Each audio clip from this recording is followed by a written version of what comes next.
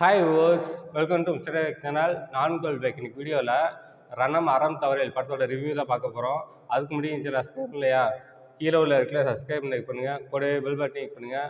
அப்போ தான் நான் போகிற வீடியோ ஒன்று நோட்டிஃபிகேஷனாக வரும். அப்போ தான் இந்த வீடியோ மிஸ் பண்ணால் பார்க்கலாம். நீங்கள் ரணம் அறம் தவறேல் இந்த படத்தை ஷெரீஃப் இயக்கியிருக்காரு. இந்த படம் ஒரு கிரைம் ஹிஸ்ட்ரி த்ரில்லர் ஜானரில் எடுக்கப்பட்ட படம். இந்த படத்தில் வைபவ், நந்திதா ஸ்வேதா, தன்யா ஹோப் இன்னும் படம் நடிச்சிருக்காங்க. இந்த படம் இப்போ தேட்டர் ரிலீஸ் ஆகிருக்கு. செக் பண்ணி பாருங்கள். இப்போ இந்த படத்தோட கதை என்னன்னு பார்ப்போம். அந்த படத்தோட கதையை பார்த்தோம்னாக்கா, படம் ஸ்டார்டிங்கில் ஒரு போலீஸ் ஸ்டேஷன் முன்னாடி ஒரு பொட்டி இருக்குது. அதில் எரிஞ்ச நிலையில் 2 கால் இருக்குது. அது யாரோடதுன்னு சொல்லிட்டு தீவிரமாக இன்வெஸ்டிகேட் பண்ணிட்டு இருக்கும்போது, இன்னொரு போலீஸ் ஸ்டேஷனில் 2 கை கிடைக்குது, உடம்பு கிடைக்குது, தலை கிடைக்குது. இந்த மாதிரி வேற வேறு போலீஸ் ஸ்டேஷனில் டிஃப்ரெண்ட்டான பாடி பார்ட்ஸ் கிடைக்குது. இதெல்லாம் ஒன்று சேர்த்து பார்த்தாக்கா எல்லாமே வேற வேறு ஒவ்வொருத்தவங்க டெட் பாடியோட பார்ட்ஸாக இருக்குது. இதை இன்வெஸ்டிகேட் பண்ணிக்கிட்டு இருக்க இன்ஸ்பெக்டரும் காணாமல் போயிடுறாரு.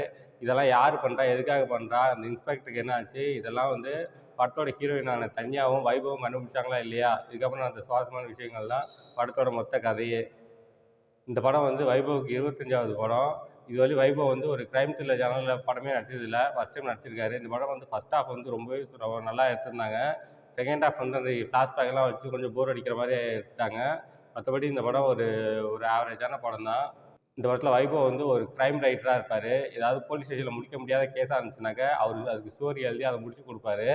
அந்த வேலை பார்த்துட்டு இருப்பாரு. அது மட்டும் இல்லாமல் அவர் நல்லாவே வரைவார். ஒரு மூஞ்சி சதஞ்சு போயிடுச்சு, இல்லை அழுகி போச்சு, தண்ணியிலே கடந்து ஊறி போய் அதை அடையாளமே பார்க்க முடியாது அப்படின்னு நினச்சிட்டு இருக்கும்போது, அதை ஃபோட்டோ வச்சு அவங்க இப்படி தான் இருப்பாங்கன்னு சொல்லிட்டு தத்ரூபமாக வரைவார். அந்த திறமை இருக்கும். போலீஸால் ஒரு டெட் பாடியிலேருந்து எந்த க்ளூவுமே கிடைக்கல அப்படின்னாக்கா வைபவ் உடனே கூப்பிட்றாங்க. வைபவ் அதை பார்த்துட்டு ஏதாவது ஒரு க்ளூ சொல்கிறாரு. அது மட்டும் இல்லாமல் அந்த கேஸையும் முடிச்சு கொடுக்குறாரு. அந்த அளவுக்கு வைபவ் ரொம்ப திறமையாக இருப்பார்.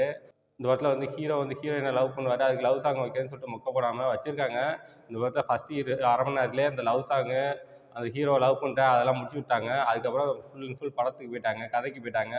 ஒரு கிரைம் த்ரில்லர்னாக்கா ரொம்ப த்ரில்லிங்காக போயிட்டு இருந்துச்சு. ஃபஸ்ட் ஹாஃபெல்லாம் த்ரில்லிங்காக போயிட்டு இருந்துச்சு. செகண்ட் ஹாஃப் அந்த த்ரில்லிங் இல்லை. இப்போ இந்த படத்தோட பாசிட்டிவ்ஸ் அண்ட் நெகட்டிவ்ஸ் என்னன்னு பார்த்துடலாம். இந்த படத்தோட ஃபர்ஸ்ட் பாசிட்டிவ்னாக்க பெர்ஃபார்மன்ஸ் தான். இந்த படத்தில் வச்சவங்க பெர்ஃபார்மன்ஸ் ரொம்ப நீட்டாக இருந்துச்சு. இந்த படத்தில் வைபவோட ஆக்டிங் ரொம்பவே நல்லா இருந்துச்சு, மெச்சூர்டாக இருந்துச்சு. வைபவுக்கு லவ் சாங்ஸ் ஃபஸ்ட்டு ஸ்டார்டிங்கில் லவ் சாங்லாம் வச்சோன்னே சரி படம் ஒரு லவ் ப்ளஸ் கிரைம் த்ரில்லர் போட்டுக்குன்னு நினச்சேன். அந்த லவ் சாங்ஸ் எல்லாம் ஃபஸ்ட் ஹாஃப்லேயே முடிச்சுட்டாங்க, ஃபஸ்ட்டு அரை மணி நேரத்துலேயே.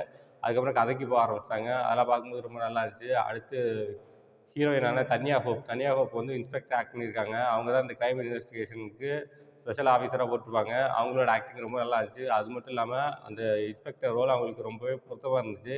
அதெல்லாம் பார்க்கும்போது ரொம்ப நல்லா இருந்துச்சு. அடுத்து நந்திதா ஸ்வேதா அவங்க செகண்ட் ஹாஃபில் ஃப்ளாஷ்பேக் பொசிஷனில் வருவாங்க. அவங்களோட ஆக்டிங் ரொம்பவே நல்லா இருந்துச்சு. நந்திதா ஸ்வேதா ஒரு பொண்ணுக்கு அம்மாவாக ஆக்ட் பண்ணியிருப்பாங்க. அவங்க 2 பேத்துக்கும் உள்ள கெமிஸ்ட்ரி அதெல்லாம் பார்க்கும்போது ரொம்பவே நல்லா இருந்துச்சு. இந்த படத்தோட நெகட்டிவ் அப்படின்னு பார்த்தோம்னாக்கா, இந்த படத்தில் ஃபஸ்ட் ஹாஃபில் இருந்த விறுவிறுப்பு செகண்ட் ஹாஃபில் இல்லை. அடுத்து இந்த சீன் தான் ஈஸியாக ப்ரெடிக்ட் பண்ணுற மாதிரி போச்சு. எப்படி இருந்தாலும் கிரைம் ஒருத்தன் கொலை பண்ணிட்டு இருக்கான், ஒரு சீரியல் கில்லர் கொலை பண்ணிட்டு இருக்கான். அது யாருன்னு கண்டிப்பாக ஹீரோ கண்டுபிடிச்சி தான் ஆவார். அதே போல் இந்த லாஸ்ட்டாக கண்டுபிடிக்கிறாங்க. அதுதான் இந்த ஒட்டுமொத்த படத்தோட கதையாக இருக்குது. இந்த படம் டெக்னிக்கல் வைஸ் ரொம்ப ஸ்ட்ராங்காக பண்ணியிருக்காங்க. சினிமாட்டோகிராஃபி ஒவ்வொரு ஃப்ரேமும் சூப்பராக எடுத்துருக்காங்க. படத்துக்கு என்ன தேவையோ அதை பண்ணியிருக்காங்க. பார்க்கும்போது ரொம்ப நல்லா இருந்துச்சு. இந்த படத்துக்கு எடிட்டிங் படத்துக்கு என்ன தேவையோ அதை கட் பண்ணியிருக்காங்க. அதுவும் ரொம்ப நல்லா இருந்துச்சு.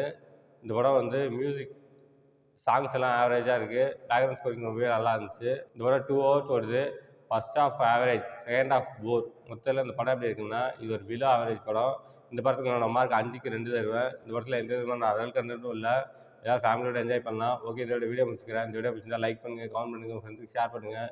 இன்னும் சேனல் சப்ஸ்கிரைப் பண்ணலையா, கீழே உள்ள இடத்துல சப்ஸ்கிரைப் கிளிக் பண்ணுங்கள், கூடவே பெல் பட்டன் கிளிக் பண்ணுங்கள். அப்போ தான் நான் போகிற வீடியோ ஒன்று நோட்டிஃபிகேஷனாக வரும். அப்போ தான் இந்த வீடியோ மிஸ் பண்ணால் பார்க்கலாம். நீங்கள் கீழே டிஸ்கிரிப்ஷனில் சோஷியல் மீடியா லிங்க்ஸ்லாம் கொடுத்துருக்கேன். லைக் பண்ணுங்கள், கமெண்ட் பண்ணுங்கள், ஃபாலோ பண்ணுங்கள். தேங்க்ஸ் ஃபார் வாட்சிங்.